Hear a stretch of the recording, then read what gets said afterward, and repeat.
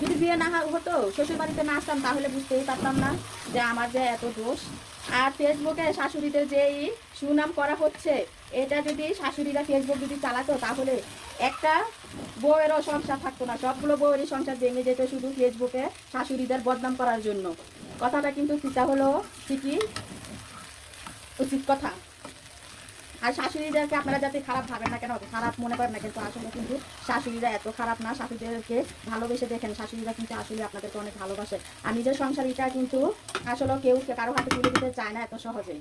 আর অনেক বউরা তো আছে এসেই শ্বশুর বাড়িতে মানে মাতুব্বুরি শুরু করে, আর অন্য কিছু চিন্তা করে না, নিজের স্বামীর বাড়ি বলে দাবি করে আমার স্বামীর এটা, আমার স্বামীর এটা, আমার স্বামীর এটা। কিন্তু এত বছর ধরে যে সংসার করলো শাশুড়ির কি সবই যদি বউয়ের যা স্বামী হয়, এইটা ভেবেও কিন্তু অনেক শাশুড়িরা মানে এরকম করে বউদের সাথে। আর সবাই ভালো থাকেন, সুস্থ থাকেন। ধনিয়া পাতা কাটলাম আর টমেটো কাটলাম নুডলস রান্না করার জন্য। আর এখানে কুচি কুচি করা কিন্তু